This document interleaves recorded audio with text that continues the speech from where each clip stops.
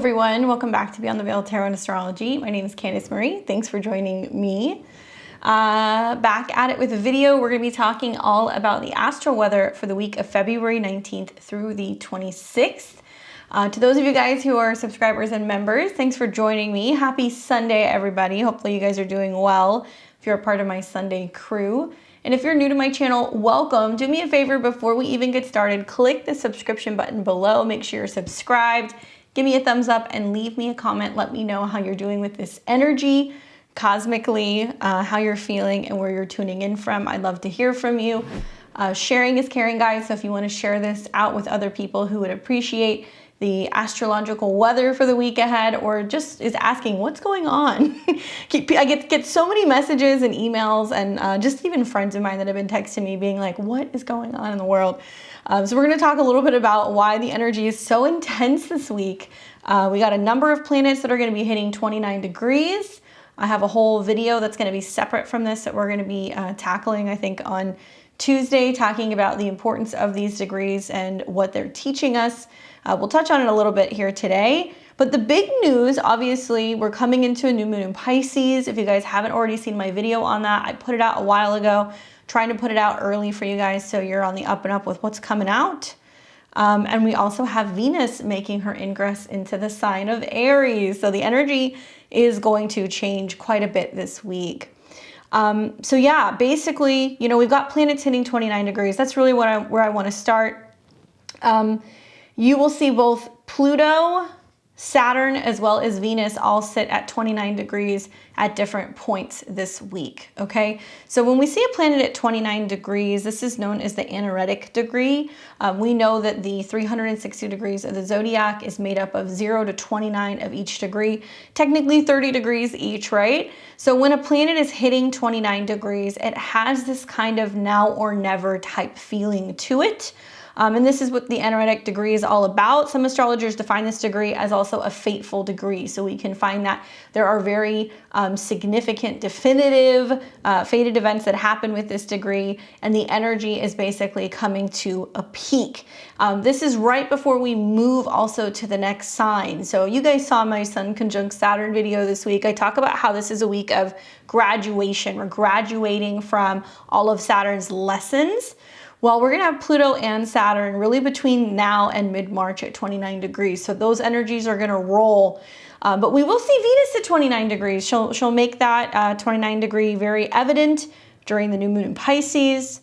It is also possible that, you know, there is a feeling of pressure and needing to wrap things up. We're feeling tested in these areas of the signs that these planets are going to be being in of 29 degrees, as well as the particular planets themselves. So like I said, we'll talk more about that in another video, but just see this as the need to master these particular lessons in these various houses. So much focus on Capricorn, Aquarius, and Pisces throughout this next week. But also I kind of like connect the energy of 29 degrees to that of being similar to the North and the South node. So the North and the South node also have fated connections, right? It's connected with the moon, which is about changes and things shifting emotionally, subconsciously. But in traditional astrology, the moon was very much connected to fortune and fate. So seeing this 29 degrees kind of makes me think of that. It also makes me feel as if we do not definitively learn our lessons in these areas, in particular, we're going to have some challenges. Yes, 29 degrees can produce a crisis of sorts. There's no coincidence that we're seeing a number of events that seem very crisis-oriented out in the world. I, for one, am trying not to give energy to that because I'm choosing not to make that my reality. It's going to be very easy to get distracted, to get overwhelmed, and to get caught up in all of the numerous events that are going to seem like crisis throughout this next few weeks. But you guys are really going to feel it this week with 3 planets hitting 29 degrees. We're going to see the moon hit that as well, right before the new moon in Pisces. And it's really important to just focus on change and transformation, kind of accept that that is kind of the way of life. As it's ushering us into some new lessons as some of these outer planets change signs. I kept telling you guys March of 2023 is going to be a month for the books with Saturn and Pluto changing signs, and then we're going to roll into eclipses in April. So in many ways, the new year really starts in Aries season as we get to mid-March. So of course, as we're getting to Capricorn, this is about reflecting and the responsibility and the job, and then Aquarius reflecting on groups and collectively how things have affected us. And then Pisces, where we start looking at, okay, you know, what is going to kind of get wrapped up and be washed away. There is this feeling of things getting kind of eclipsed out right now. For all of the signs, 29 degrees of Pluto in Capricorn is definitely nailing the cardinal degrees. 29 degrees of Saturn in Aquarius is nailing the fixed signs. And then we've got 29 degrees of Venus in Pisces kind of nailing or creating some sweeter situations, to be honest with you, for some of the mutable signs. So the moral of the story is nobody's getting a pass, right? Everybody's going to feel this kind of energy kind of building up, and yeah, it's gonna build up to a peak where we're going to realize that when these planets enter 0 degrees, that there's some new definitive themes and lessons that we're being presented with, some new experiences we're being presented with, and really a need to say goodbye to old chapters of our lives. Now, let's get into the astrology for the week ahead. We're gonna start with today, February 19th. Crabby. Crabby would be the name of the game in this particular day. So if you're waking up on Sunday and you're just kind of, you're moody, you're feeling limited, it would make sense. You know, generally speaking, like having the sun in Pisces does make us a little bit more sensitive. It does make us a little bit more emotional. That shift has just recently happened. So happy Pisces season to those of you guys who are going to be having your birthday in the month of February. But it's a little extra moody because we have a moon that is right behind the sun. So this is the dark moon that's coming in. We're actually getting ready to have the new moon, which will be taking place really late on February 19th on Sunday tonight, or very early in other parts of the world, Monday morning on the 20th. My advice is if you're wanting to use this new moon to banish, clear things out, get rid of bad habits, lay boundaries, do your rituals this evening before you go to bed. If you're wanting to focus more on bringing in new things, right? Tapping into your intuition, focusing on healing, you want to work more with the energy of Pisces. Wait until tomorrow, do your ritual work tomorrow after the new moon has happened. You can even wait until the moon is coming into conjunction with Neptune. So you're going to have about 2 or 3 working days.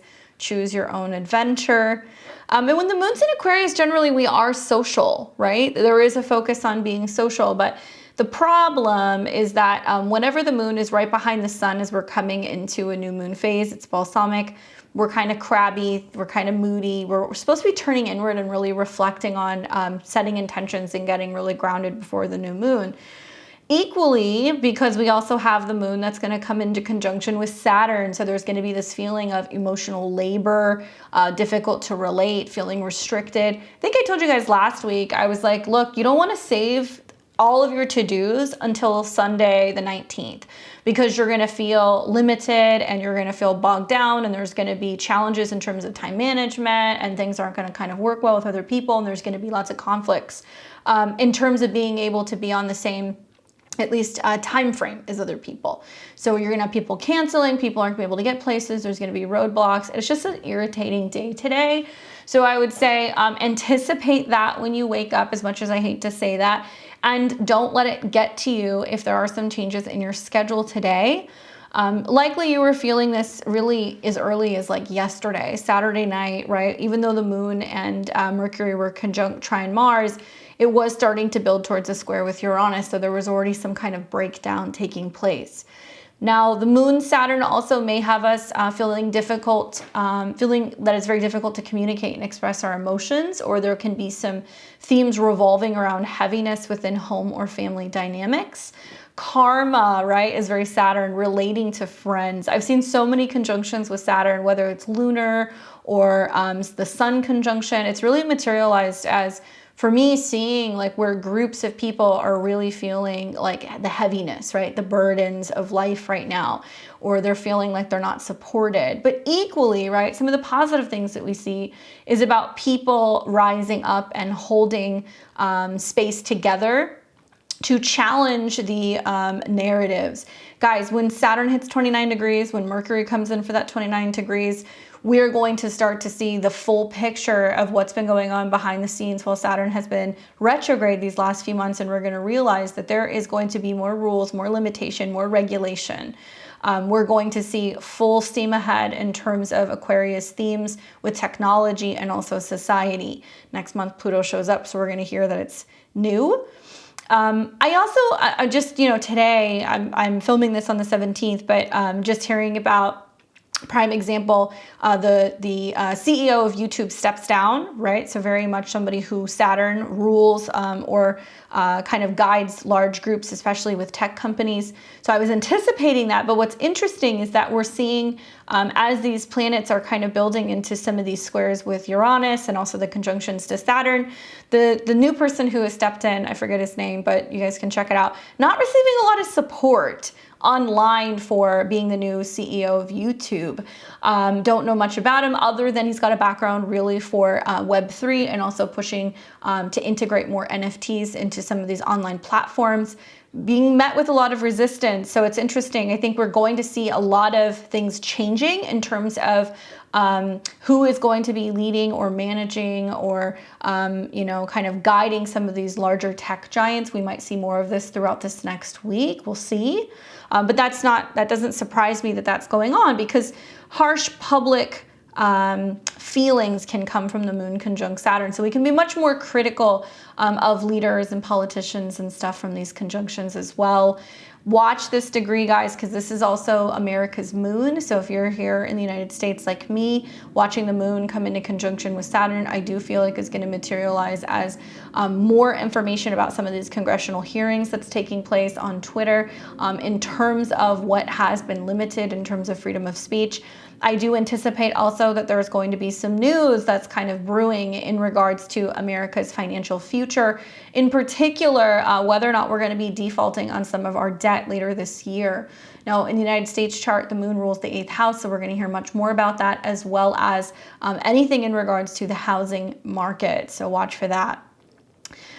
Venus is going to sit at 29 degrees of Pisces, so she is still in that romantic kind of conjunction with Neptune. She's factored into that new moon that we're going to have, which is really lovely. But we see a 29 degree Venus, we see a 29 degree Pluto, and Saturn is inching that direction as well. So you'll see on Sunday and Monday, and really all the way up until Saturn leaves this degree, there is some pressure in the skies. We are really feeling the pressure of needing to show up and change and transform things in regards to global powers, Pluto and Capricorn, in regards to limitation and also technology, Saturn and Aquarius, and our collective resources, harmony, our financial kind of futures, right? Venus and Pisces. The Venus-Pluto sextile I like. I feel like that's kind of sexy, but I do think that it's going to even further enhance some of the themes of Pluto and Venus in the last degrees. Pluto in Capricorn has been wild, you guys. It has been wild. A lot of people keep asking me about what's going on with all the train accidents and the hazardous spills, and people are asking me about like the fires and the plants, and they're like, what's going on?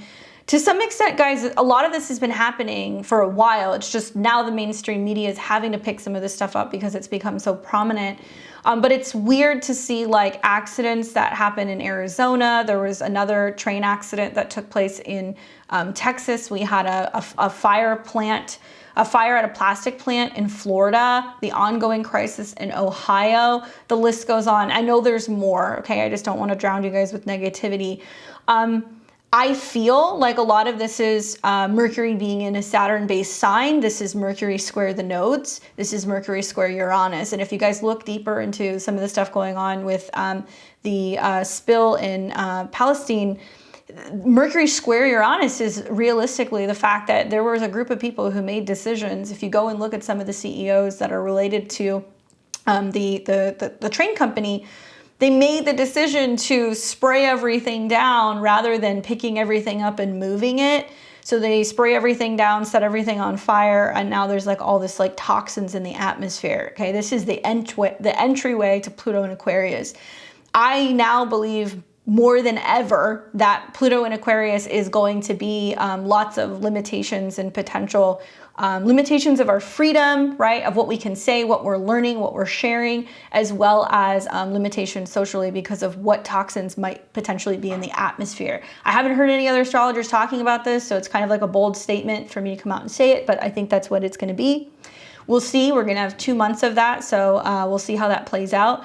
But if Saturn in the late degrees and Mercury in these degrees square the nodes and also square Uranus is I think it's already a testament to this, where something's not making sense. Also, the agenda to be focusing on the environmental concerns, which I do feel some of them are real, but it's not matching up with some of the agendas. How can we focus on having all electric vehicles, but then be told that there's like an energy crisis? How can we focus on being able to continue to grow resources and maybe go in the direction of relying on digital currencies if we can't have consistent power? We're having power outages. Something's not adding up, at least for me. I don't know. Let me know in the comments below. And I feel like there are things that are being pushed along so quickly that the wheels are falling off, right? In a lot of different ways. So it can be the climate stuff. It can be what's going on with this digital currency and the CBDCs and other things that they're trying to roll out. And I think maybe to some extent that's a good thing, right? Because if it's happening too quickly and people are going to see that it's not reliable and that it's not stable and that it's not also allowing us to be able to exercise our freedoms, perhaps maybe that's going to play into our favor. I don't know. We'll see. But I do think this is a result of Mercury square the nodes. Watch, we're going to see more this week, guys, with Mercury coming into a square with Uranus. This is one of those weeks where you really want to be paying attention to, if you're an investor, if you're a day trader, if you're a crypto trader, you need to have everything set this week. Okay, trust me. I've said this before, and every single time I've said this, something happens. Mercury will come in for a square with Uranus this week. Okay, Mercury is going to be, transactions, softwares. It's going to be platforms, trading exchanges. This is also be computers, electronics, and the internet. Now it will come into a hard square with Uranus, so we are going to see that that's going to destabilize something about the banking system or the trade system. We might see weird flukes and other things that are going on with exchanges. Please watch everything. And I've been saying this a million times. I'm going to keep saying this. Get your money off the exchanges, put it on a wallet, put it somewhere, because if you don't physically possess it, if it's on an exchange, you don't own that, right? You don't have possession of it. That's what Uranus and Taurus, I think, has been teaching us, is that you need to have physical control over it. If that's being given away to groups or other systems, or if it's being controlled by other people, there you go. So lots of aspects at 29 degrees. Watch for the emotional hangups that are going to be taking place with the Moon-Saturn conjunction. Set those intentions if you guys want. Now the moon, the new moon will be taking place in Pisces, and this will be at 1 degree. So like I said, really late in the evening on the West Coast, really early in the morning on the 20th on the East Coast and other parts of the world. New moon in Pisces, setting new intentions in regards to our dreams and our desires. We do have Neptune and Venus in close proximity. We also see that we're starting to feel a build between Jupiter and Mercury. So there's positive news that can come through. We're also seeing the sextile between Jupiter and Mars. So very different energy, right? Aquarius, Aries, and Gemini. It's like banding together, being more independent, sharing with others what our beliefs are, being able to learn more and develop ourselves so we can actually get places and get to where we need to go. The energy is shifting. You guys are going to see for the next few years between more Aquarius, Pisces, Aries type of energy. So it's going to be about how we kind of reflect on things spiritually, where we take the initiative to create change on our own, and how we're able to reconnect with our local communities, and also focusing on talking to people in person again, and learning not to be so divided. Look at that video that I put out for new moon in Pisces. I do take it through the 12 signs. I talk about the importance of this particular new moon because of the conjunction to Saturn. So it's going to help us really kind of lay the cement and solidify some of our intentions. Saturn will go retrograde over this degree, and it will conjunct it 3 separate times. So it's going to give you the opportunity in 2023 to let some of these goals unfold. Keep in mind, this is a critical degree, or this is a degree that's not ideal in the Sabian symbols. It's considered one of the reverse symbols. So it does have a more disappointed, it's taking too long kind of connection. So I think that what's really important is everybody should be looking at their chart. Look at where Pisces is in your chart. That's where you're going to be doing your Saturn work for the next 2.5 years. The first 10 degrees of the sign in particular, it's going to depend on the house, but this is going to be much more about commitment and, you know, where we are just kind of showing up, doing the work in our immediate kind of everyday life. And then we'll see as Saturn kind of expands into other degrees that's going to grow. Go watch that. I also talk all about Saturn through the 12 signs. I already put that out preemptively to kind of talk to you guys about what this may bring for us throughout these next few years. Big news, obviously, we will see just after the new moon, Venus will move into Aries. And that's big, right? Because first of all, she's completing a cycle. So she's gone through the zodiac throughout this last year. Now she's kind of starting brand new in the very first sign of the zodiac. It's got a different vibe. We'll talk about how it's going to affect each of the 12 signs in just a second. But for Venus to move out of her exaltation in Pisces, which is very dreamy and romantic and spiritual, that conjunction to Neptune, which is extra magical, to a 0 degree cardinal fire sign, the very first degree of the zodiac. The 0 degrees of the cardinal signs are very potent. They are connected to the cardinal points. So this is almost like 0 degrees of Aries is something that takes off like a bang. So I anticipate a significant shift that's going to be happening with Venus related things. Venus is also the ruler of the North Node in Taurus. So Venus changing signs, Venus making aspects does have a very significant effect on our destiny and the direction that we're going when it comes to our finances, our stability, our security, and our physical experience here on Earth. So if you happen to be somebody who is a Aries sun, moon, and rising, if you have any personal planets within the first 10 degrees of Aries, if you are a Taurus or a Libra rising, pay attention, you're going to feel this. Unfortunately, right, Venus is not comfortable in Aries. So Venus is technically in her fall in Aries. She's generally more comfortable in Taurus, Libra, or Pisces. So when Venus is moving through a Mars-related sign, Aries, it's almost like you're sending Venus through the battlefield, right? And she's putting on her armor, and she's more kind of combative and confrontational, and she's more independent. She's not as comfortable in this dry, hot climate. She is going to be more angry. She is going to be more reactionary. She's going to be more fierce. She's going to be more bold. So I think that we are going to see that collectively. And it'll be interesting to watch Venus sweep through Aries, coming into connection with Jupiter, coming into connection with Chiron, and then finally starting to make her way into Taurus. This is going to be a bit of a rocky terrain, in particular for Venus this year, because I think that the Jupiter-Chiron conjunction will magnify pain. It will magnify energy. It will magnify potential threats of war. It will magnify issues with our military and our armed forces. We will see also issues that are happening with women and potentially women's rights or legal situations that are supposed to be helping, but I think might actually be hurting anything in regards to femininity. I'm putting together something on the Jupiter-Chiron conjunction. It's getting really close. So just imagine Jupiter's like a magnifying glass. Whatever Jupiter is touching, it will magnify. So I have also not heard any other astrologers saying this. A lot of the things that I'm going to say are pretty out there and possibly kind of conspiracy-ish, but whatever. I'm also predicting that the Jupiter-Chiron conjunction, which we're going to see this spring, and then next year we're going to see Chiron conjunct the North Node, will literally be a whole slew of issues with our military and armed forces, and probably an exposure of the fact that they're suffering a great deal of effects from mandates.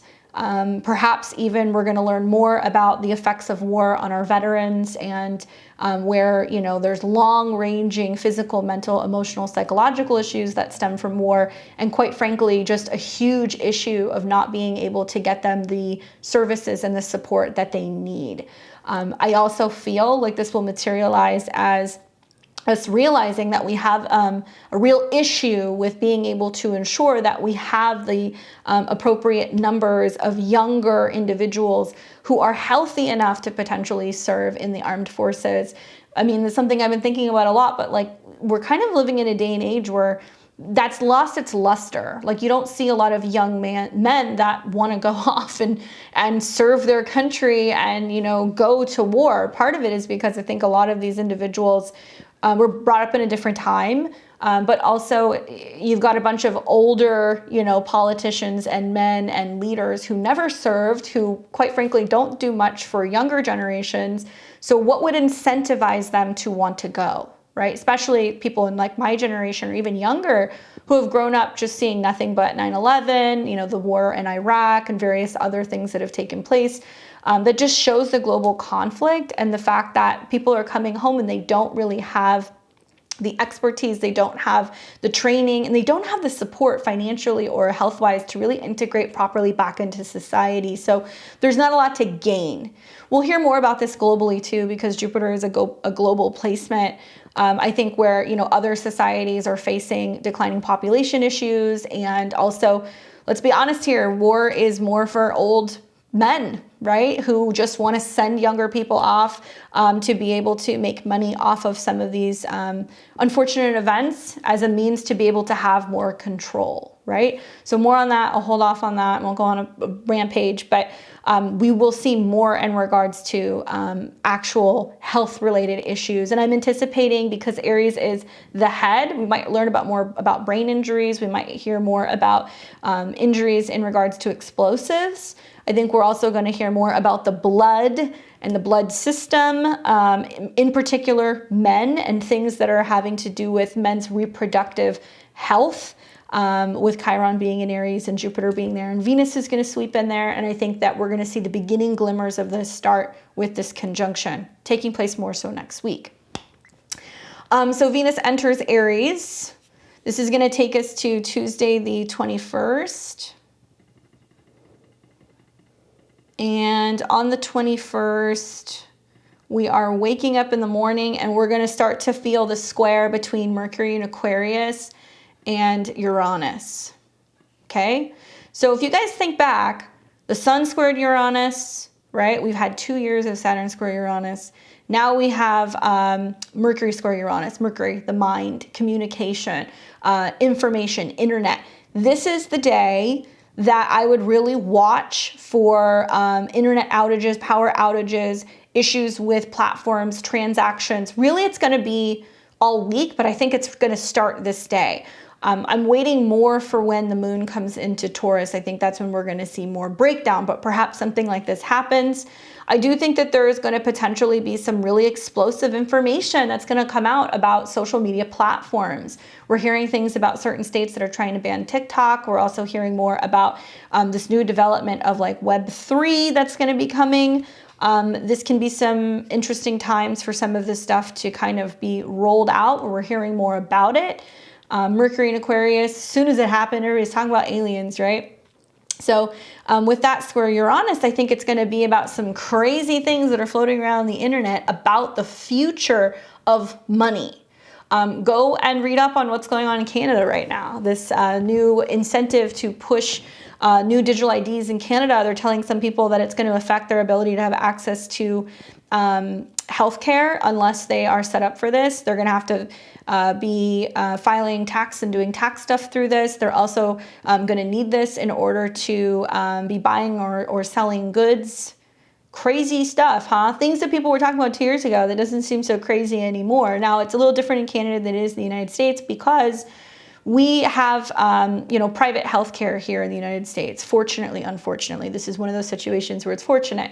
There, if you're somebody who's reliant on that, it's definitely something that kind of sucks you into this system.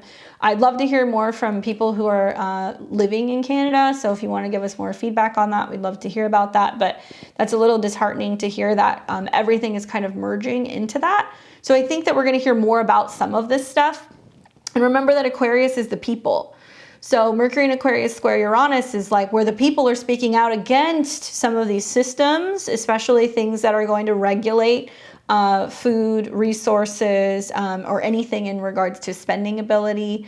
You know, there's talk about even with some of this stuff that it would affect your ability to have access to the internet. Well, thankfully here in the United States, we do have a variety of different companies that own the internet. I don't really feel like it would get to that point, but nevertheless, if it's not just affecting you where you're living, whether it's in your state or your country, don't think for a second that that potentially couldn't happen to you. So it's so easy for some of us just to gloss over things and go, oh, that's not affecting me. It's not a big deal. But the truth is that this is almost like a domino effect where if enough people don't say something or they don't get involved or they're not sharing this information and getting it out there, it's like we're going to wake up and we're going to realize that we don't have any control. Just food for thought. But yeah, if you're living in Canada, please leave me a comment. Let me know. I'd love to hear your opinion on this. Watch for the communication breakdown. Watch for the issues with the internet. Watch for the issues with power, because that can definitely be a thing. We might see some outages, and we're definitely going to see some wild information probably coming out that's definitely going to affect the market. Now, the moon is coming out of its new moon phase. So the moon's growing. So it may also suggest that there's some information that sends something to kind of like pop. It's hard to say. We'll know more, I think, when the moon is getting into Taurus. But even when I look at the North Node and I look at Uranus, ruled by Venus, and Venus is now in its fall. So likely some of the effects that we see of the financial market, some of the effects that we see also in relationships, in investments, anything in regards to health, it's not as positive because Venus is not as well placed right now. And as she grows closer to Jupiter, we're going to hear, oh my goodness, there is a global recession, or there is this, you know, potential real growing situation in regards to just where we're at financially, you know, collectively. So the real big aspect that's going to be happening on the 21st will be that Mercury square Uranus. You're going to be feeling it pretty much all day. It's going to be happening somewhere midday that the square is going to take place, right as the moon is coming into conjunction with Neptune, which can be like kind of withdrawing or fearful or unsure. Also watching the sextile that the moon is making with Pluto. So it's like, you know, maybe it's just me, but like whenever the moon is in the late degrees of Pisces, I feel like that's when people are like, oh no, what are we going to do? Type of vibe.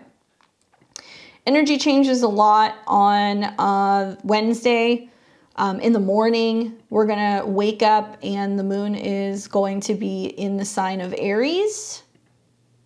It shifts in the evening of the 20th, but we wake up in the morning, it's in Aries. So very different energy. Real early in the morning, she's going to, the moon's going to be in conjunction to Venus. So that'll be happening really early on the East Coast. And then when we wake up closer to like, you know, 7 to 9 a.m., the moon is still in that conjunction with Venus, which is generally pretty sweet, but this is a little feisty. This is a little fiery. And then we see this stellium that's setting up here in Aries. So Venus moon is emotional sweetness. It can be a little more active, a little more aggressive. Moon Jupiter is going to be more expressive and optimistic and positive. And then we've got Chiron. So I think that this is creating an incentive on the 22nd for individuals to be expressing and talking about their values, what they believe in, what they hold true in their hearts, what they're dealing with on a personal level, right? Because Venus is going to be in Aries. So I'm wondering how many people are talking about their pain, their hurt, their loss. They're sharing something with other people. Perhaps they're even sharing like motivation. Like, you know, Wednesday morning is a great day to like get up and listen to some motivational lecture or speech or do your mantras and like go for a run.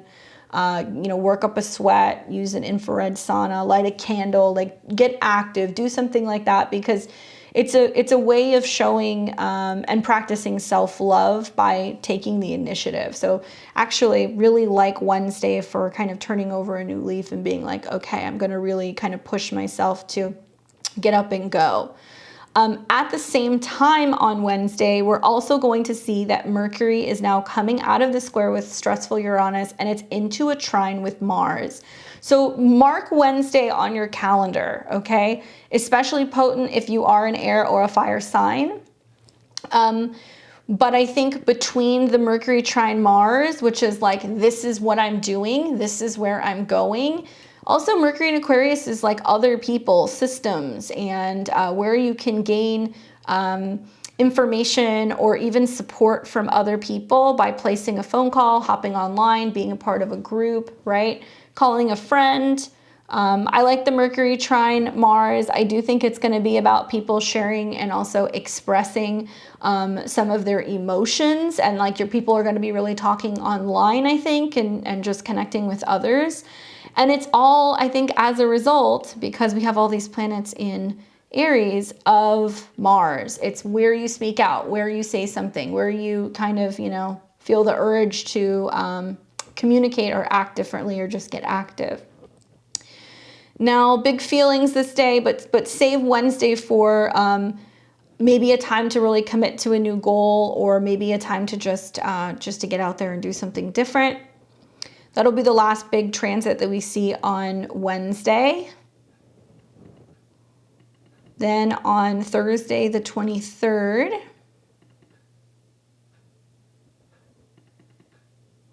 we wake up in the morning and we see the moon sextile Mercury and Saturn in Aquarius. So the moon has now passed all these planets in Aries. It's now sextiling Mercury, so we're still having the ability to communicate and share with other people maybe what works for you. Maybe it's telling people like, this is what I did, maybe you should try this. Like sharing information and connecting with other people and trying to incentivize groups.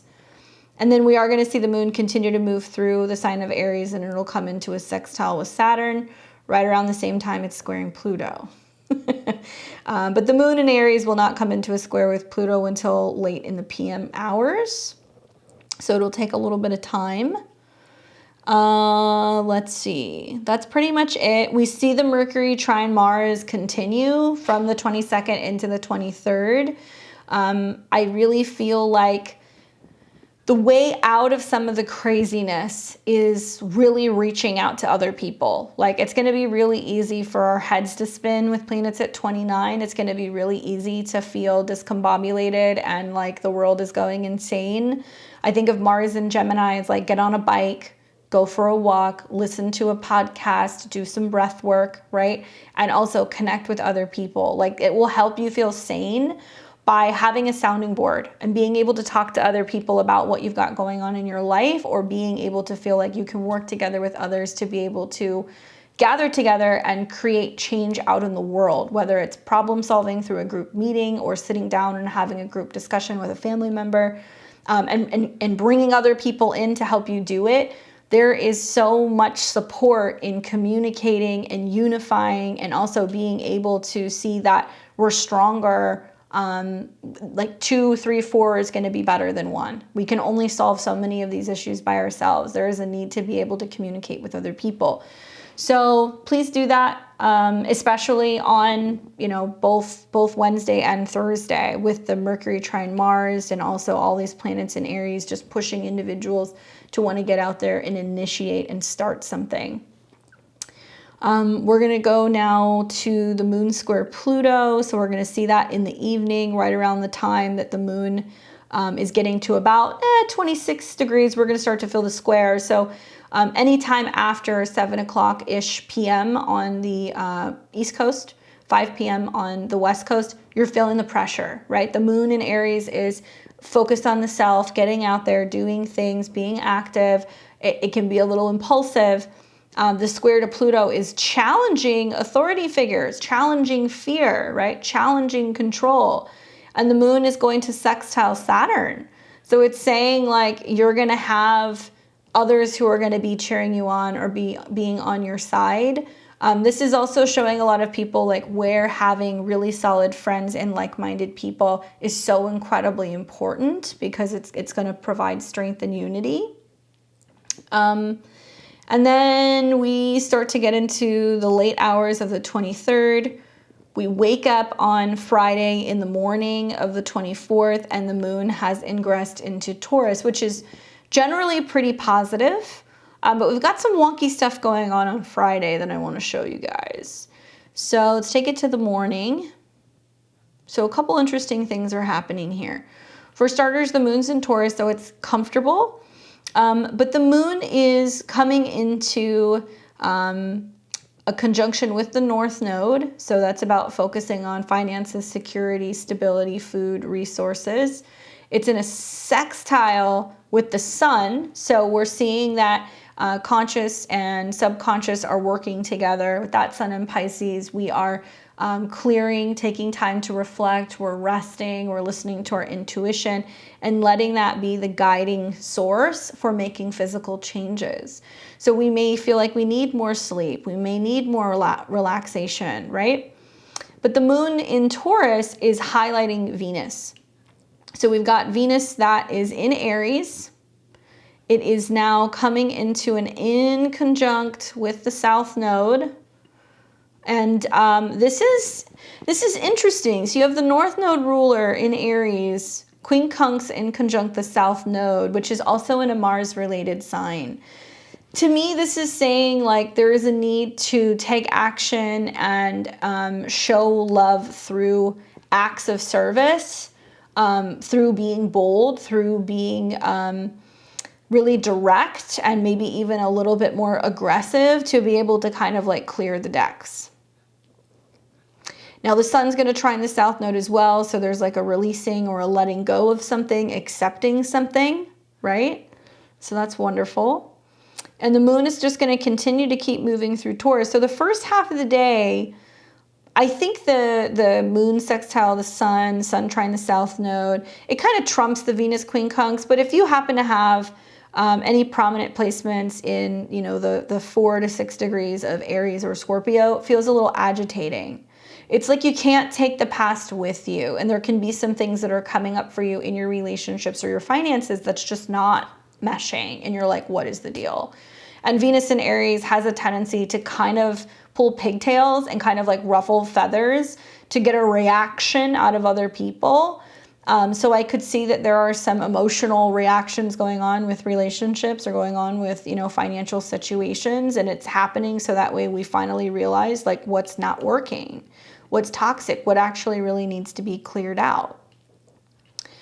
The moon will keep moving through the sign of Taurus on the 24th. And as it does, it's going to pass the North Node, and then in the PM hours, it starts reaching towards Uranus. Now, thankfully, a lot of like the conjunctions are happening on Friday night when we're sleeping. So I think that there can be some stuff that's going on overnight. Really, it's going to be Saturday in the early morning where we wake up that things feel a little uncomfortable. This will be on the 25th. So we're waking up in the morning on Saturday, and the moon is crossing Uranus, so destabilizing things emotionally or financially, some emotional shocks, or feeling kind of like, oh my goodness, you know, I need to adjust. And the moon is going to start coming into a square with Mercury. So a difficult time communicating with others and sharing our ideas. Moon is going to start coming into a square with Saturn. To me, it seems like Saturday and Sunday is like a day where like you go out with a group of friends and everybody's supposed to be kind of pitching in and paying their tab at dinner, and people are nitpicking and arguing over like, well, you spent this much and I spent this much. Like that could happen. There's also going to be just a wildly difference of opinions on values and resources. And I'm kind of getting the vibe with this conjunction and then the squares to both Mercury and Saturn, that on Saturday the 25th and Sunday the 26th, there's news that's breaking out that may potentially negatively impact the markets on Monday. because markets are closed, unless you're trading crypto. If that's the case, you really should be watching all week, because I do think some of these squares are going to get interesting. And as we go deeper into Saturday night, the moon is continuing to move through Taurus, but it comes into a square with Mercury. So I feel like emotions and communication and just where we're at in terms of even our financial goals feels like a little challenging.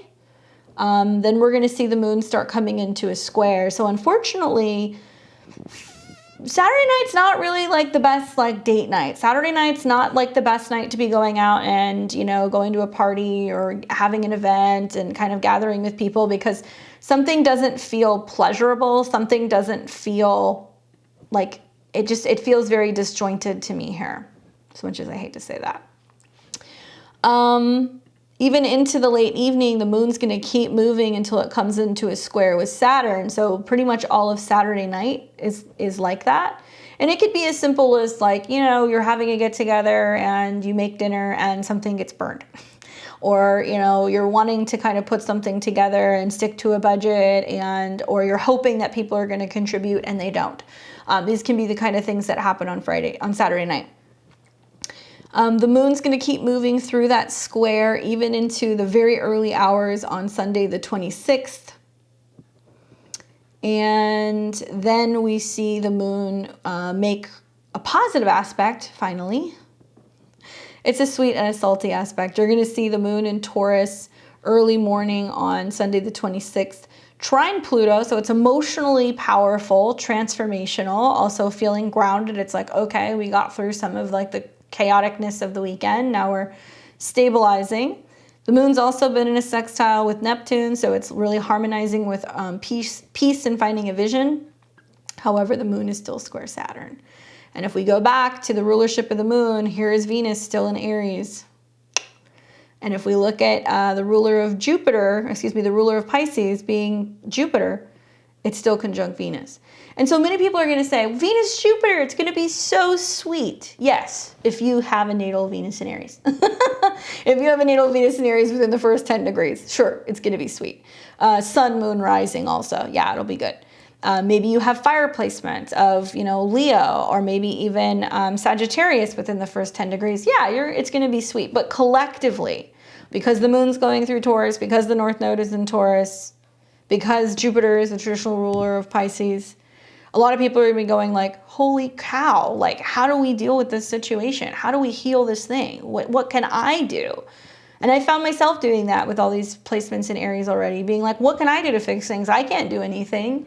But I think that therein lies the real lesson of Chiron and Aries, that if enough people say like, well, I can't change the world, or I can't do anything, or it's not my problem to fix, we're perpetuating that problem. And also the unwillingness to do our work, our healing.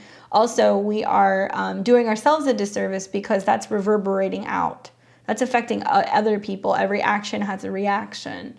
So a lot of the Venus, Jupiter, Chiron is going to be people who are suffering from situations that they are not aware can be brought up subconsciously through the unwillingness to kind of heal your trauma or heal your wounds. So it's coming through other people.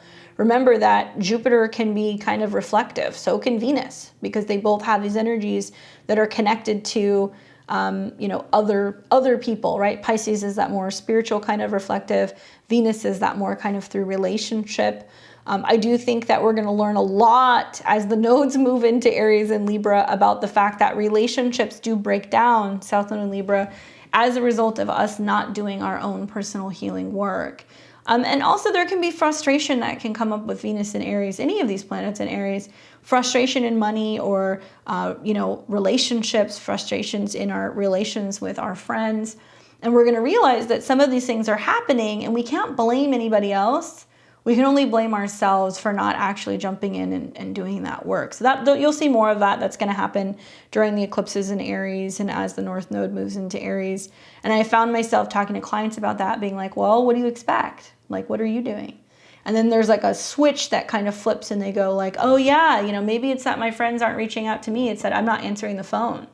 Maybe it's that like, you know, it's not that I'm not getting along with my spouse, it's that I'm being confrontational.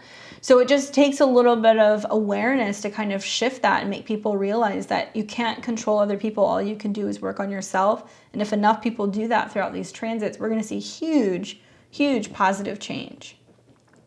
So that last transit of the moon, watch for that. The trine to Pluto, but the square to Saturn. Even though that's taking us into next weekend, you guys might hear this and go like, so Saturday and Sunday are kind of like kaput. Kind of, yeah, just a little bit. So just be mindful of how you guys are planning your weekend. My favorite day by far is going to be Wednesday. Probably Wednesday and Thursday. Those 2 days with the Mercury trine Mars, you guys got to find ways to make lemonade. You know, in the midst of hearing all these squares and all these planets at 29, look at the trines. Look at the sextiles. The trines are from Aquarius to Gemini. Gather together, communicate. The sextiles are from Aries to Gemini. Take action and get moving. Also the sextiles from Aquarius and Aquarius and Aries, right?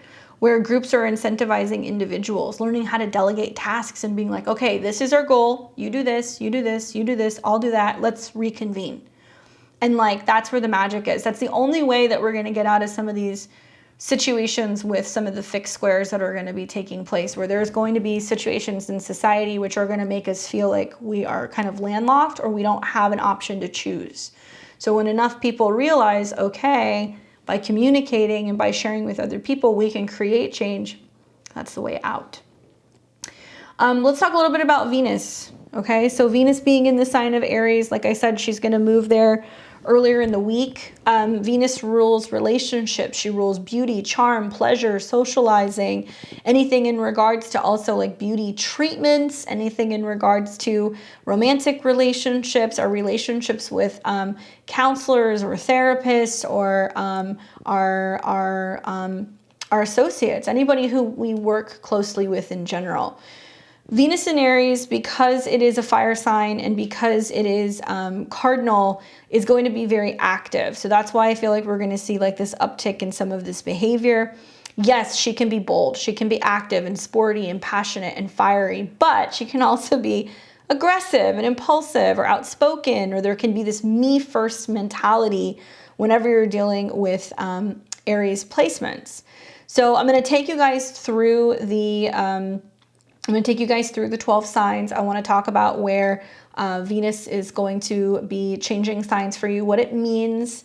As always, I'm a Western astrologer, so I practice tropical astrology. I'm not a Vedic astrologer. I am going to be showing you guys the whole sign house ingress of Venus into Aries. So if you like whole signs, you can use whole signs. Just take a look at your chart, see where Aries is. If you are a Placidus user like me, I like to look at Placidus.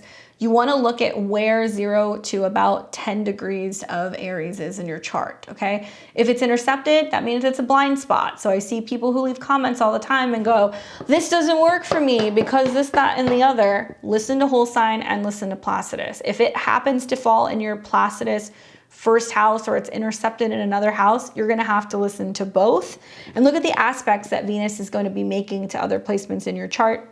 This is about as specific as I can make it because it has to be broad to kind of apply to everybody.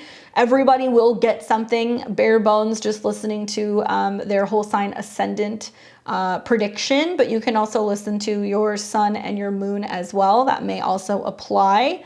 And if you like to listen to your progress chart, you can do that as well. That's another way to be able to gain more information in terms of what's coming in your life.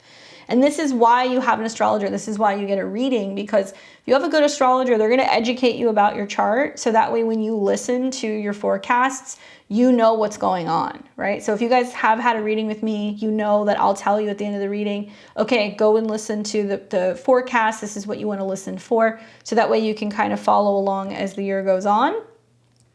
So listen for your rising, your sun, and your moon. Obviously, this is going to affect Aries sun, Aries moon, Aries risings the most, especially the first 10 degrees. If you have a natal Venus in Aries, you're getting ready to have your Venus return.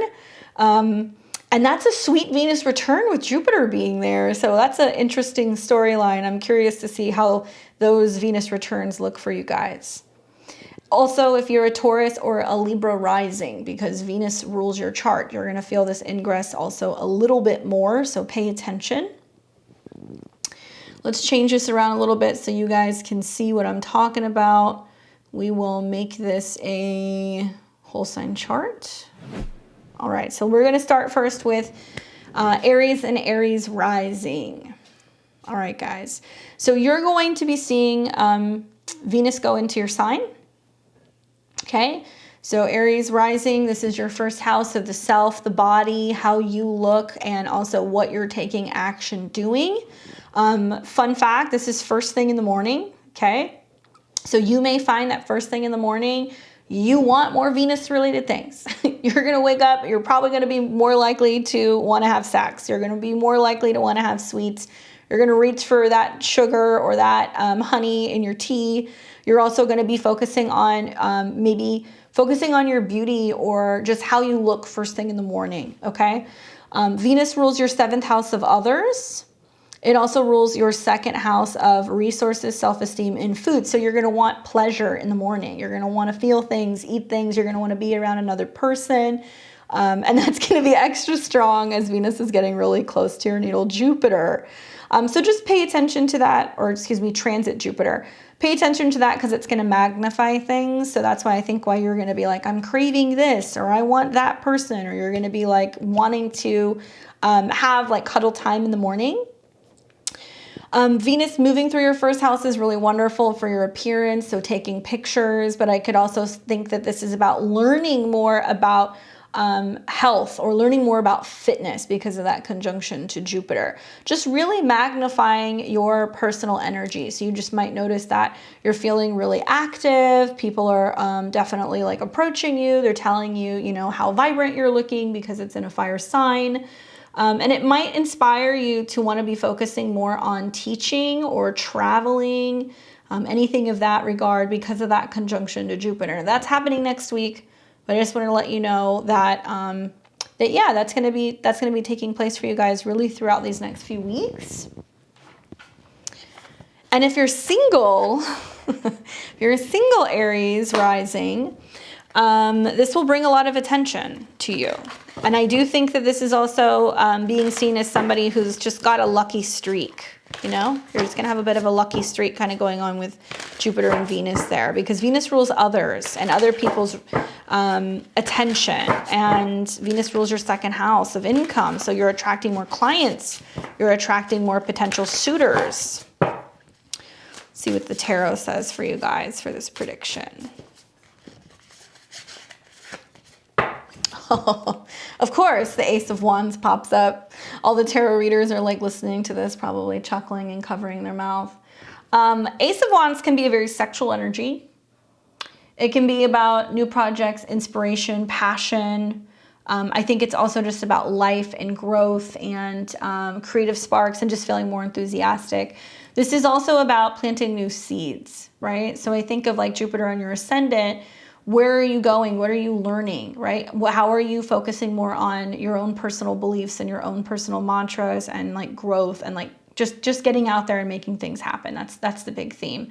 I think with Mars being direct now also, it's just there's so much more momentum in your guys' astrology. Focus on what new seeds you guys are planting and definitely get moving. Good luck. We've got Taurus and Taurus rising. We've got Jupiter and Venus meeting together. Venus will be moving into your 12th house, which is Aries. This is an interesting placement, okay, because you are Venus. Venus rules your 1st house of the body. Venus also rules your 6th house, which deals with health and sometimes delays or to-do work or kind of busyness. The positive side of this transit is that it can be very spiritual. So I could see you kind of going, okay, I want to go to a retreat. I want to be by myself out in nature. Likely it's somewhere that might be very dry, warm, you know, out in the sun, working out, maybe even being in a private health or fitness studio. It is about healing in the 12th house. It is about, you know, kind of reflecting, but in Aries it's active. So you're getting active somewhere. Are you joining like a yoga class? Are you joining a meditation class? Are you focusing on connecting with women at a distance, or foreigners at a distance. There can be some romantic love behind the scenes here. Now, Venus rules your 6th house. This is why I feel like medical spas can be good, particularly working with like infrared saunas, or if you're doing any kind of work on your face, or, you know, steams or anything like that, that can be wonderful. And when Venus and Jupiter come together, it is sweet for you, Taurus, but this can also represent like an ending of sorts, putting something to rest. So if you're like, okay, it's not really working out with this relationship, or like, I got to cut this assistant, you know, it's not cutting it. They could be kind of rested in a sense of needing their services in the 12th house. If you have any pets, particularly female pets, pay attention. There may be a need for them to actually need some veterinary care. Unfortunately, Jupiter rules your 8th house of others. So I do feel like if you have animals that are dealing with some health-related issues, and if you're noticing it, do get them to a specialist. Go and get them into a center or something where they can be treated. Some of them may need surgical or blood-related procedures. And because Venus is in a sign that's not as comfortable, this can be more challenging for you, Taurus. There can be some sense of some things that you're wrapping up in private. Maybe you're grieving something and you're realizing it's time to let something go. It's kind of the feeling that I'm getting. But on the flip side, if you're traveling or you're planning a trip with a woman or with like a significant partner, this can be a time where you're thinking about just resting and recuperating and traveling abroad. And it can produce more opportunities for togetherness in private spaces with a romantic partner. Let's see what the cards say for you.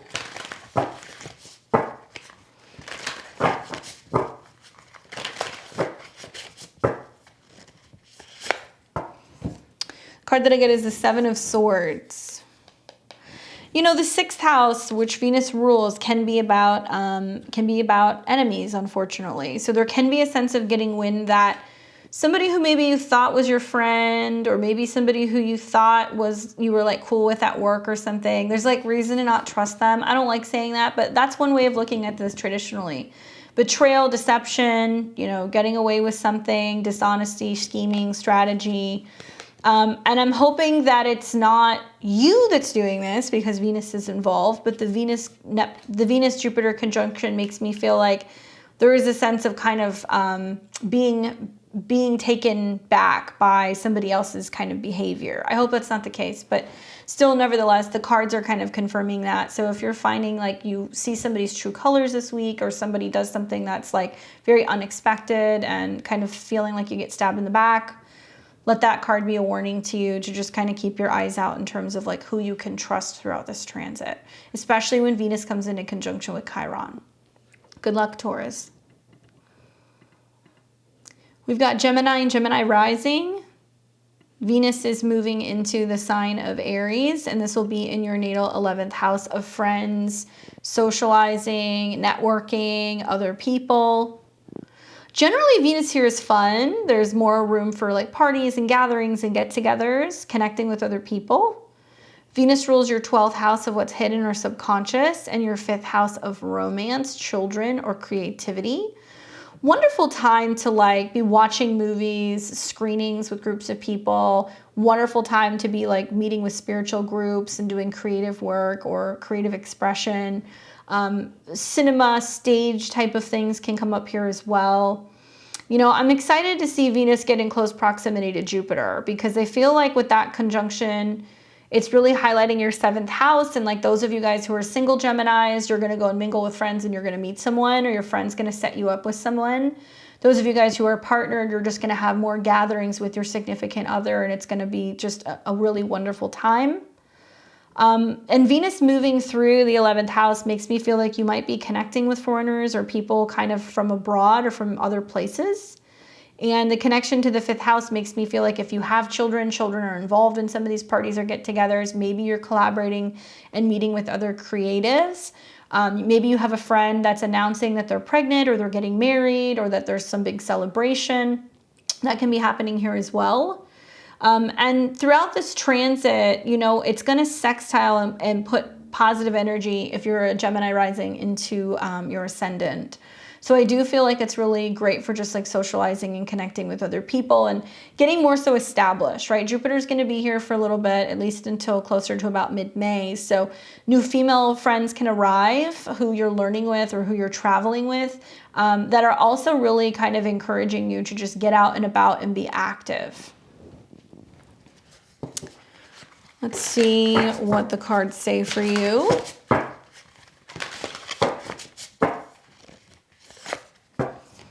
Oh, I love it. We get the Two of Pentacles. This is about making decisions, kind of going back and forth. Choices, multitasking, decisions, multiple priorities, weighing the options, which is interesting because you do have Mars in your sign. Saturn's coming into your 10th house. You're going to feel like you have a lot more responsibility with work, and you're like, okay, work is picking up, but there's these things that I want to do.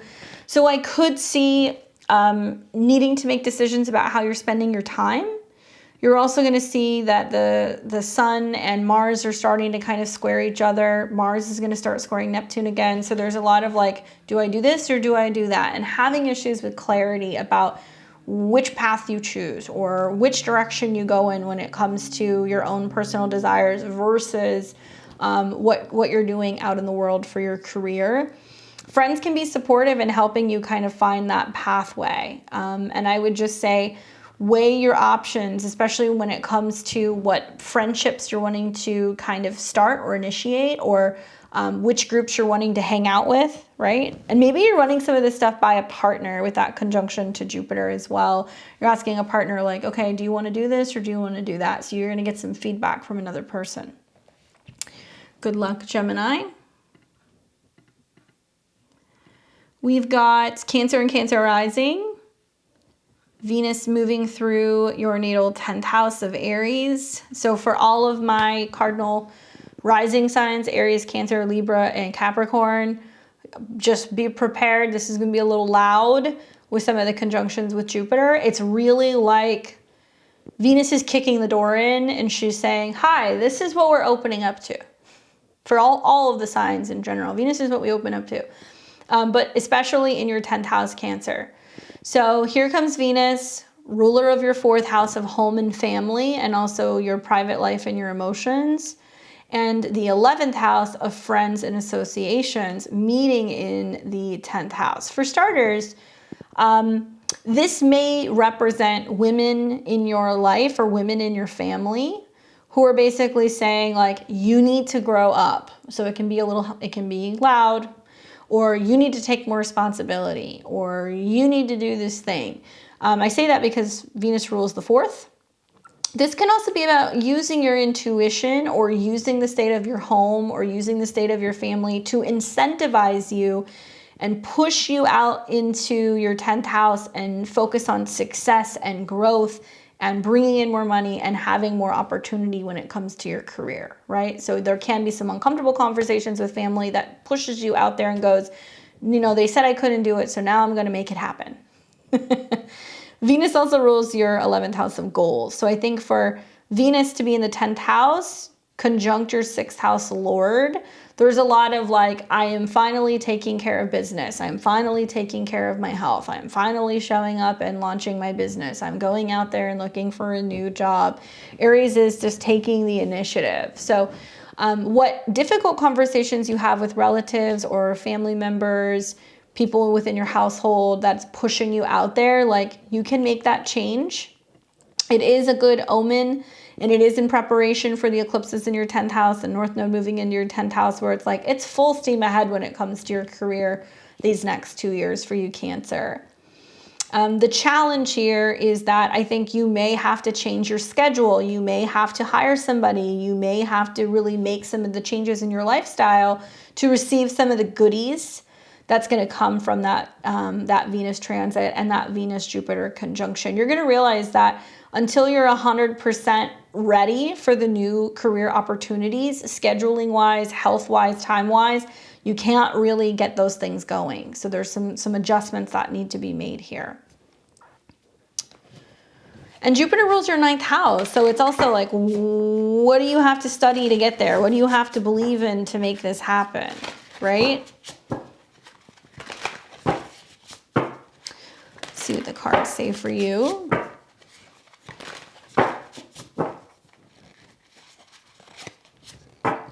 Card that I get for you is the Four of Wands. That's a really positive card for celebrations, friends, family gatherings, stability, and feeling like you belong. This is also a marriage card. This can be a card that's also just about like going with a group of people. I wonder if there's going to be an opportunity to go to like a job fair. Those of you guys who are like looking to like expand, you might go to a job fair, or there might be like a sense of like other people who are trying to connect you with resources for work if you're looking for it. This is a positive card though. I mean, it's basically saying like everything is coming together, but this is reminding you that this is like a mini goal that's a part of larger goals down the road. So this is just the beginning process. And I really feel like this is you opening up to being like, I can make the time. I can definitely make the shift. I can have more accomplishments in my career. Just keep going. And you're going to see this is going to be a phase really all the way into like March and April, because we're gonna have 2 new moons in Aries this spring, so it's gonna get kind of wild. Good luck. Let me know how that plays out for you, Cancer. We've got Leo and Leo rising, and Venus is moving into a sister sign. She is moving into your 9th house, which deals with higher education, travel, beliefs. This is a fun one. So Venus rules your 10th house of career. So anything in regards to career responsibility, work, and also the 3rd house of communication, information, and knowledge. I get the impression some of you guys might be traveling for work. Some of you guys may also be thinking about publishing something or getting a certification. You might be thinking about maybe going away for some kind of training.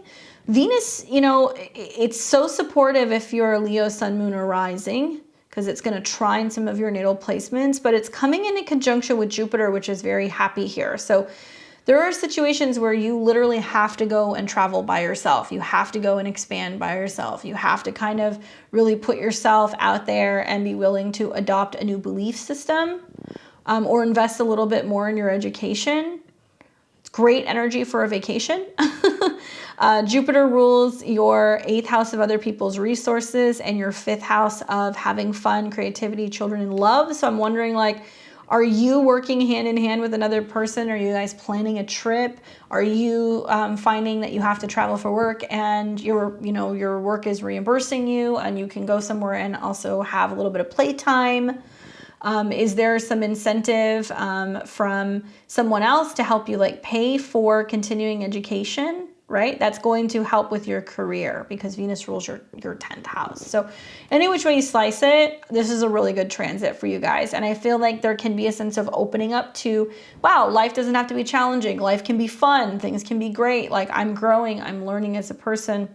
And perhaps you're feeling like just your romantic fate is it's changing for the better, right? Jupiter represents romance. So some of you guys might be feeling like, okay, I'm ready to book a trip, and then right before you're booking, you meet somebody who happens to live in that city. Or while you're away, you're meeting somebody who lives in that city.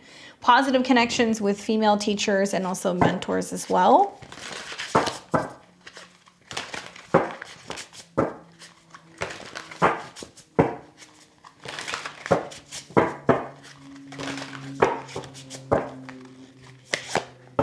Ooh, I like it. We get the Ace of Coins. I like this a lot, actually. This makes me feel, I mean, Jupiter does rule your 5th house. So who's going to Vegas? Who's going to Vegas? Who's going to be like on a cruise? Who's going somewhere where they could potentially like win some cash?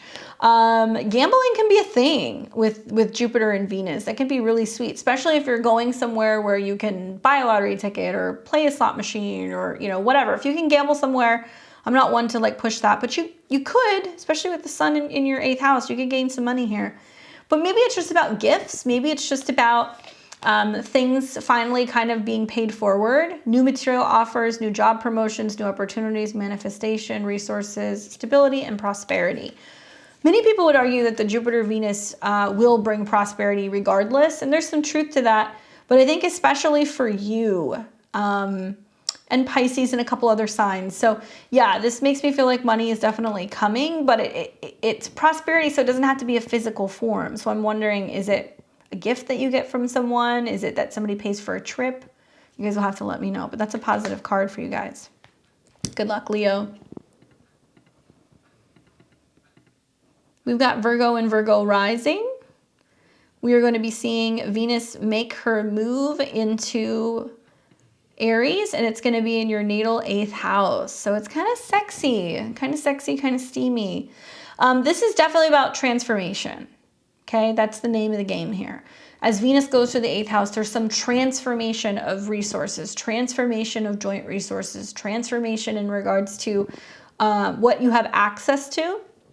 Venus rules your 2nd house of your personal finances. It also rules your 9th house of law, legality, education, and travel. And you're going to have her go through the 8th house, meet with Jupiter. Jupiter rules partners. It also rules your 4th house of home and family. So here's the feeling that I'm getting. I'm wondering, for some Virgo risings, is this changes that are going on in relationships and how it impacts your joint resources. For some of you guys, it's like, okay, we're graduating, the relationship's becoming more defined, we're going to be living together, so we're combining our resources, my money and their money, to be able to see that go further in regards to the home base. So, you know, we live together, we have less expenses, we put our money together, we buy a house.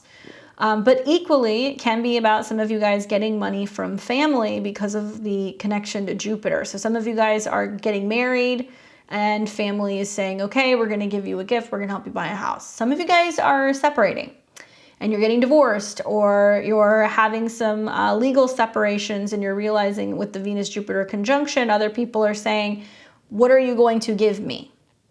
It could go either way. For the most part, I think those of you guys who are single, it's positive. It can be like a really sexy time. With Venus and Jupiter in the 8th, I feel like you can be spending a lot of time kind of in somebody else's home, or having somebody spend time in your home. A family member or a partner might need more support when it comes to home expenses. That's the big thing that I'm seeing, especially because Jupiter rules others and Jupiter rules family. So I'm also wondering if there's a sense of like partner saying, hey, you know, my family needs some support. Or I'm bringing more money in, so I'm going to be, you know, kind of helping my family out. There's going to be a conversation that's going to go on either with you and a partner or you and relatives about this. Now, if you guys are needing to find support for helping pay for travel, legal, law-related things, or maybe even paying for school, that Venus Jupiter conjunction makes me feel like, you know, a loan can go through, you can get an okay for extension in your credit, something that can help you kind of cover school expenses or travel expenses as well. It's guaranteed that something changes about your resources when Venus goes through the 8th house though. So for some of you guys, it can be an inheritance. It can also be a payout or a tax refund. So you guys might get a nice little surprise when you do your taxes. Not many of us will, so let me know, Virgo. That should be good for you. Let's see what the cards say. Ooh, 2 of Cups. It is sexy. 2 of Cups. So this is all about partnership, relationship, connection, divine love. 2 people, close bonds, joining forces in unity. That literally, this is a great card. I mean, that's what the transits are saying. So being stronger together, right? How there is an opportunity to go hand in hand. So it can be a new relationship, it can be a new intimate connection, but regardless of what it is, there's definitely a mutual attraction. It's beneficial for both parties. Good luck, Virgo. Libra rising. This is important for you and Taurus because Venus rules your chart, Libra.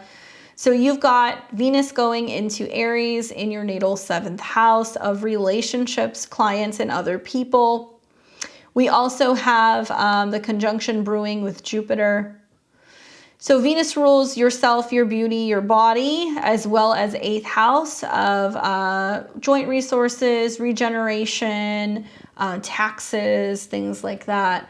Now, for the most part, Venus is actually really comfortable moving through the 7th house, right? So she has that connection to that house natally.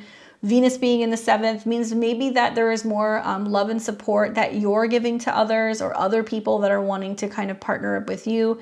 If you're a single Libra, this is a time where you might meet somebody very significant, especially people who you might meet online, or while you're traveling, or while you're taking a course or learning, or maybe even just walking around your neighborhood, because Venus is coming in conjunction with Jupiter.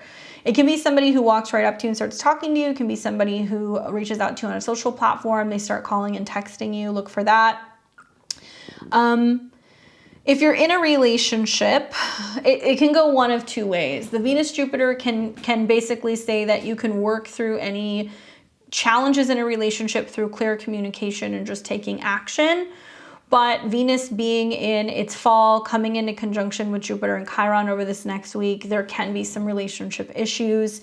You might find that some of the issues that are going on in relationships are as a result of somebody who is acting or behaving selfishly, and possibly more focused or consumed on themselves than they are you. Pay attention here, Libra, okay? Because Venus rules the 8th house of other people's money. So you might find that other people are wanting to spend time with you, but they're not as generous, or they're not as giving. You may also find that there is just an uptick of people who want to connect with you, work with you, collaborate with you, or even be a client. But there is like a unwillingness or an uncommitment when it comes to paying for things. So just be mindful of that as well. For the most part, I think that you're going to have to wait until Venus comes into conjunction with Chiron, because for some Libra risings, it's becoming very clear that some people are very consumed with how they want to live their life and what they want to do. And it can be some make or break moments in relationships. And I would be very curious to see what happens with the Venus-Chiron conjunction. So really watch that. That's not going to be taking place until closer to next week. I also think that this can be a time where if you're in a relationship or you have a business partner, they can be making more money. You're actually going to see this because it's going to go through Aries and then into the 8th house. So there can be a sense of their wealth growing, which could then in turn benefit you as well. Let's take a look and see. Be mindful also, because you're Venus, you know, like Venus going into the 7th conjuncting Chiron might mean that you feel the need to let other people know where they've hurt you, or where their behavior is hurtful, and creating issues in a working dynamic, a professional relationship, a marriage. Sometimes like bringing in like a counselor or a therapist in the midst of these transits, just to have a third person. Notice that Venus and Chiron and Jupiter are there, especially if you're like a partnered Libra rising, or if you're married, you like might actually benefit by bringing in somebody who can kind of help keep the peace. The card that I got for you is the 5 of Pentacles. Ouch. Feeling left out in the cold. Financial loss, lack mindset, isolation, shut out in the cold, worry, hardship, persistence, and issues with money. So yeah, I mean, Venus is other people's money. So I think it's this feeling of not that people aren't necessarily sharing or being generous, but that people aren't considerate. And that might be something that really bothers you throughout this transit. Keep in mind that the 5 of Coins is a minor arcana, so it can be turned around. But I think that if you're feeling kind of shut off in the cold and that somebody's not considering you, there's a need to communicate and share that this week. Good luck, Libra. That can be difficult. For Scorpio and Scorpio rising, we have got Venus coming into the sign of Aries. It's going to be moving through your 6th house, making its way into a conjunction with Jupiter next week. Venus is the ruler of the 12th house of the subconscious, what is hidden and what we think about, or kind of what goes on subconsciously. Then we also have Venus being the ruler of your 7th house of relationships and partnerships. Scorpio and Scorpio rising. This can be a little tricky. So there's a lot going on in this chart. For starters, Venus, as she goes through either fall or detriment in general, you need to be mindful that this has more of an impact on your relationships, because Venus rules your 7th house of others. Venus going through the sign of Aries in the 6th house, for some can be a breakdown in a relationship. So if you're a natal Scorpio rising, and if you have Venus in Aries, you know that it's not unusual for some partners to end up being like your worst enemy. Unfortunately, that can be a thing, or there's issues that you might have with women in the workplace if you date them, or if you have friends that are women in the workplace, it doesn't pan out very well. So traditional astrologers would say Venus in the 6th would be an indication of divorce. Well, here comes Jupiter. So Venus and Jupiter meeting in the 12th means that if you are in a relationship and you've been having relationship issues, it might be something subconsciously that's on partners' minds, that things aren't really meshing very well between the two of you. They may be a little distant. They may need a little bit of space. Equally, there can be a sense of you feeling as if you want to dedicate yourself more to a routine. So there can be the sense of, okay, I want to be eating well, focusing on my health. Maybe it means that you're looking for a trainer. Maybe you're looking for somebody to help you with your accounting because of the connections to Jupiter. Maybe you're looking to hire somebody to kind of, help you get through your busy work. That's some of the positive ways that this can manifest. But unfortunately, this is a little bit more challenging for those of you guys who are in relationships. Now, it can prompt other people to be interested in working with you. So if you're looking for a job, you're looking for new clients, there is an indication that there is going to be an uptick of people who are kind of coming in. But I do feel like I would be very mindful of some of the relationship issues that might be brewing this week as a result of Venus in the 6th conjunct Jupiter. When Venus comes in conjunction with Chiron, equally for Scorpio risings, I would say watch what happens, because you might find that there's like a partner that's been like needing space or kind of staying away or being a little secretive or like isolating. And it'll become more clear as we get into this next month when Venus comes into conjunction with Uranus as to whether or not something is really working in a relationship. Also, keep in mind that you do have Pluto that's coming into your 4th house. So we're going to see throughout these transits, Pluto square the nodes, and we're going to see Venus come into a square with Pluto. So if there's been some brewing issues with a woman who you live with or a woman in the family, those may implode a little bit down the road. Positive health, that's the good part. You have people who want to help you heal. And also I feel like it can be really wonderful for some of your health and your fitness routines.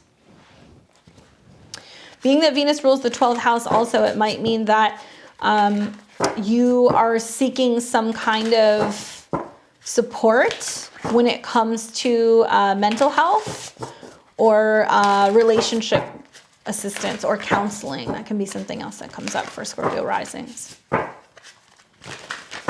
Let's see what the cards say for you, Scorpio. The card that I get is the Wheel of Fortune. That's a positive card. Good luck, fate, life cycles, destiny, turning points, the universe is in control, changes, karma, and unexpected events. So this is a card that generally is positive. It does have connections with Jupiter. So the fact that Jupiter is coming in conjunction with Venus makes me feel like, okay, so maybe these things come up, but they're coming up so they can be aired out or they can be healed. That's ultimately what needs to happen when Venus comes in conjunction with Chiron. And maybe it's a matter of just being able to just have that conflict come to the surface so that way you guys can heal it. But keep in mind that, like, fate is very much kind of playing a role in some of the things that are taking place. And let me know what happens. I know that sounds a little ominous for Libra and Scorpio, but that can be a little bit more challenging for those two rising signs. Let me know. We've got Sag and Sag rising. And we're going to be seeing Venus coming into Aries in your 5th house. It's a fellow sister fire sign, so it's going to be making trines to your sun, moon, or rising. So Sag is really going to like this conjunction because Venus will be conjuncting your chart ruler here in the next week or so. So Venus rules friends and groups and other people. Venus also has connections to your daily routine, work, and responsibility. And Venus is going to be coming into conjunction with Jupiter in the 5th. For starters, extra sweet when you feel like you're collaborating with other groups of other people. When it comes to creative projects or art projects or things that involve younger people or even like children. So if you have children and you're hanging out with your friends who have kids, it just might be extra sweet. Venus finds her joy in this house. So I do feel like this is going to be about you participating in hobbies and things that bring you pleasure. And it's something that you're initiating. So if you're wanting to focus more on, a hobby or a design project or something that you're creating, like you're going to love it. It's going to be great. There does seem to be some give back aspect to it. So I feel like maybe some of you guys are starting a business or something that you're creating that is going to have part of it donated. There's also an indication that, you're going to be well received for some of your talents in regards to collaborating with other people. Love for children, love for romance, great for romantic getaways this entire transit, but it can also be an indication that, younger people are coming in, new romantic partners are coming in, lovers, or maybe even children. The fact that Jupiter has connections to your 4th house as well makes me feel like there might be like design aspects going on in the home, or maybe you're designing a nursery, or you're designing a playroom. Maybe you're working in a space where there's a lot of like creative work and you're just feeling like it's bringing more joy and positivity and optimism even into the home. Some of you guys might be taking on like home, like design projects, and that's partly kind of what manifests, and that's where you feel like you're really expressing some of this energy. Very exciting for you. Something about positive situations with women in the family too. Watch for that. Or if you have children, it can be good news coming from one of your children. Particularly if you have daughters or any kids that have personal planets in Aries. That's what I would look for. Wow, you get the same card. 5 of coins. Again, financial loss, lack, mindset. This is one of those situations where I feel like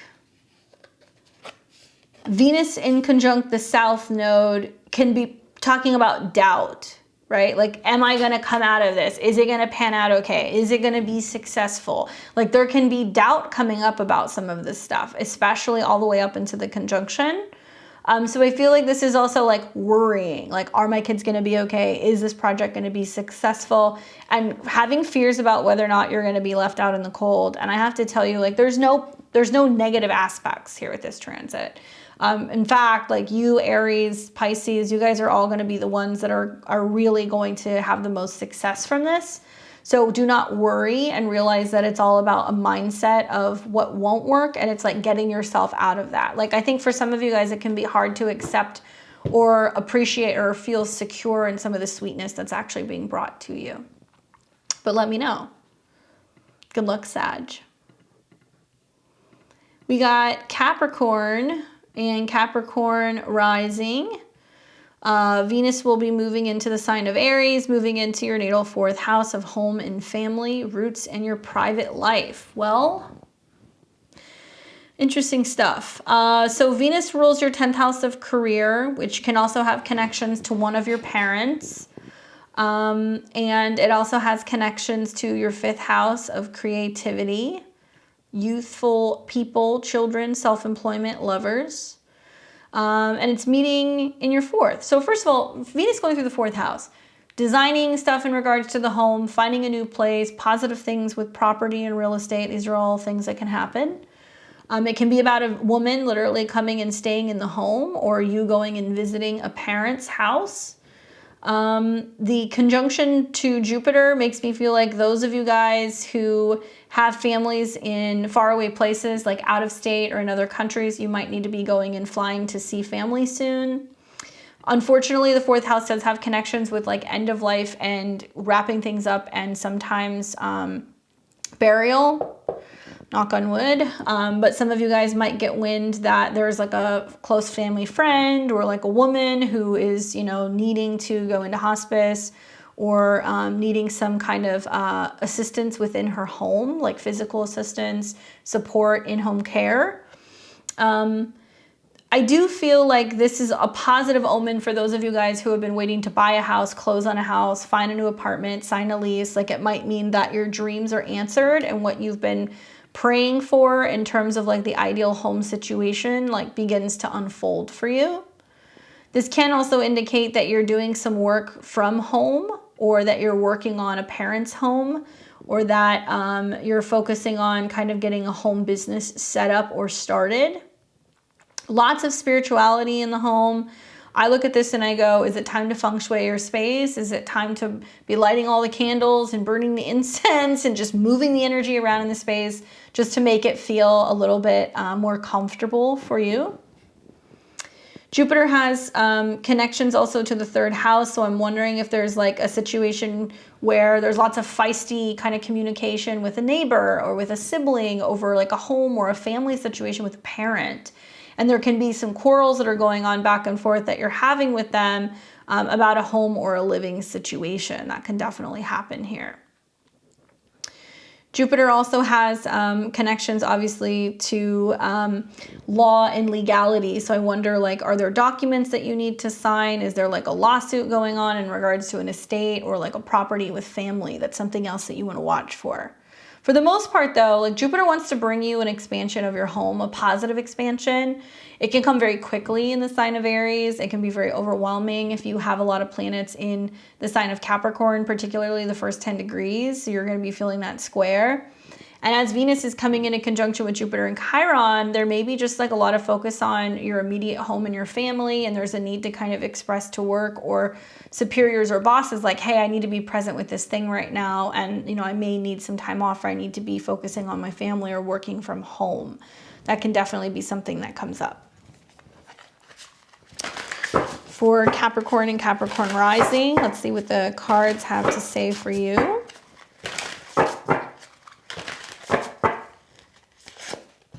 Wow, 7 of Swords again. We got a couple doubles here.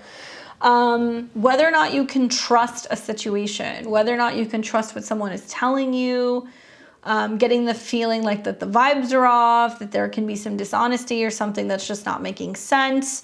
And I do think it's something in regards to a family matter. It can be about a woman in your family. I have a number of Capricorns in my life that all different ages and they have different sun signs, but they've been dealing with like issues with either relatives or neighbors. And there can just be some conflict that's going on. So I'm wondering, like, can you trust some of the information that's coming in? Is there some challenges in regards to documents and communication and people who are not being forthcoming? Keep in mind the Sun and Neptune are in your 3rd house and Saturn is coming in. So it's going to teach you that you need clarity and honesty in conversations. And sometimes you need things to be actually written down and legally binding, right? Good luck, Capricorn. We've got Aquarius and Aquarius rising. Venus is moving into Aries in your natal 3rd house. So bringing love and sweetness in regards to communication, short distance trips, siblings. Interesting that Venus rules your 9th house of higher education, belief system, and travel. She also rules your 4th house of home and family. So Venus in the 3rd might feel like you're having to share your philosophy with your family. You're having to share your belief systems with, you know, close relatives. There is a want or a need to beautify cars or vehicles. Maybe you're wanting to buy programs or trips, or you're wanting to invest more money into gadgets. That could be happening. Venus is making its way to its conjunction with Jupiter. So it does make me feel like you're going to be making either an investment in regards to a trip or a car. That can definitely be a thing. Some of you guys are thinking about getting a car. If you do, it might be like an impulse buy or a trip can be an impulse buy. I think with Venus having its connection also to your 9th house, that this is like about like writing and storytelling, or your philosophy and wanting to kind of like share your belief system online in some way. So if you're starting a blog or a YouTube channel, or maybe even like an online business, this is really positive, especially considering that Aries sextiles your ascendant if you're an Aquarius rising. So you really have the support of being able to quickly put something together, quickly buy a car, quickly plan a trip. It'd be a great time for like a weekend getaway when these conjunctions are happening, because you could do it very quickly and then you can, you know, kind of get back to business.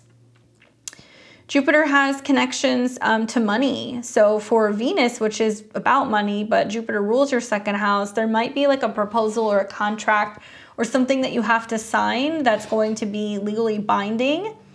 It can be leases as well. That can be another way of looking at this, but it might be a time where you're really investing in your ideas and, you know, getting everything out there, putting it on paper, really thinking long and hard about, you know, what you're hoping to achieve in terms of your financial goals. So this can be a really good indication that something's coming in, or that you have like a money-making idea, right?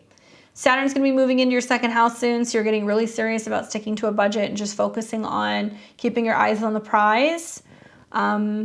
I would just say, like, have fun with it. Like, this makes me feel like you can write something beautiful, or send a really sincere text or comment to somebody, or you might write something that really gains a lot of attention.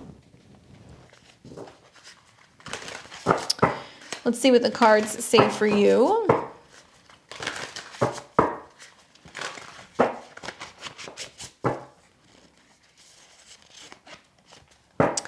Card that I get is the Page of Pentacles. So I think it's the beginning process, or like a proposal, or like an idea. Manifestation, ambitions, offering, goal-oriented, financial opportunity, loyal, faithful, and messages involving resources. Third house's messages, definitely, I think with Venus and Jupiter being there, it's like the beginning ideas of exploring a new potential investment. It might be something different and unusual than you're used to kind of doing. It might be like a friend calls you and they approach you and they say, hey, what if we write this thing together? What if we, you know, put together this online business, right? Because Jupiter has connections to your 11th house of goals. Business plans, proposals, but it's the very beginning seeds. And I have a feeling that this is the opening to that. Probably around the first new moon that we're going to see in Aries is a good time to get ready to launch. So you need about another month. Right now, you're just kind of throwing around ideas, but like it's definitely something that has the opportunity to really grow and end up being abundant. Good luck, Aquarius. We've got Pisces and Pisces rising. Venus is going into Aries, moving into your natal second house of money and resources. This is wonderful. Jupiter rules your chart. It also rules your 10th house of career. Venus rules other people's money and communication. So here's the deal. This is extra sweet for money for you, Pisces, okay? Yes, Jupiter magnifies things. So as Venus is coming in, other people are wanting to buy what you have to offer. They're wanting to benefit you. They're going to be more generous with you, with that being in your second house. This is also about building on the self-esteem, really kind of feeling yourself and being more open to communicating and talking about money. It might mean that you're able to make money in a way that allows you to travel or write or share your ideas or focus on some kind of education. So maybe if you're teaching something or you're training in some way, it's going to be lucrative. I also feel like you can make money, like I said, with your words. Or find that you can start having the opportunity to kind of have more flexibility maybe with travel, and that you can kind of get business to where it's working while you're on the road. Jupiter has connections, obviously, not just to your sign, but to your 10th house. And so I feel like with your 10th house Lord and Venus meeting, you're maybe going to be able to get more in terms of your services. So you might see an increase in your salary. You might be able to up your prices. More people are willing to pay for what it is that you have to offer. So there, in turn, you're bringing more in. The only challenge to this that I see is that this is in Aries. So, you know, you're making the money, but you're working hard. It's like, it doesn't come easily to you. It's something that you have to really kind of work at until it's, you know, brought your way.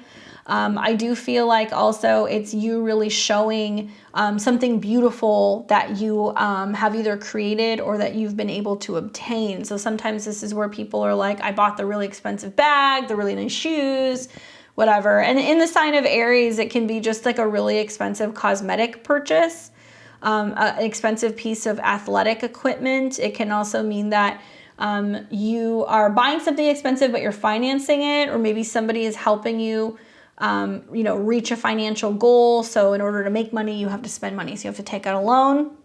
That's the other way that this could work out. But for the most part, Venus and Jupiter in the second is a really, really nice conjunction. you're going to get it once a year, and it's always extra sweet for you. But in the second house, it's kind of planting the seed, indicating that you're about to receive more abundance. There's going to be more growth in your finances. You'll really see this between now and the spring. This is just the beginning process of it. So I think that you're really speaking things into existence. Really focus on your abundance mantras, you know, light those candles, be really telling yourself you are worthy, everything's coming your way, and you're really going to start to see that abundance flow. How exciting. And if you have your birthday around the day of these conjunctions, like around, you know, that 3 or 4 day period, extra sweet for your year ahead. Extra sweet for your year ahead. Let's see what the cards say. Wow, Ace of Wands again. How many doubles did we get? 2 Ace of Wands, 2 Seven of Swords, and 2 Five of Pentacles. That's so wild. Ace of Wands, abundance, right? But in the form of action, where you're taking action, where you're growing something, you're bringing it in. New opportunities, new projects, inspiration, passion, growth, potential, enthusiasm. New Aces, Wands, fire, second house, right? Creative projects, Venus. Be enthusiastic about the new things that are coming in. And I feel like this is about you investing in your talent. And yeah, you're working hard for the money, but you're going to really start seeing this stuff emerge during the fire months. So watch for when the sun's getting into Aries next month. And even more probably like Leo season as well. I could see that. I'm excited for you. What new things are you launching? What new things are you investing in or are you buying, which is going to end up bringing you more in the long term? So you're investing a little bit of money now, but it's going to pay off down the road. Good luck, my Pisces. That was wild. I don't think we've had a show where we had that many repetitive cards. So you guys have to let me know how that plays out. Obviously, we'll talk more, you know, about these transits as, you know, the next couple of weeks go on. I don't think I gave you guys the dates, so I apologize. So I do want to give you the dates for this. So Venus is going to enter Aries on March 20th. That's going to be the date of the new moon.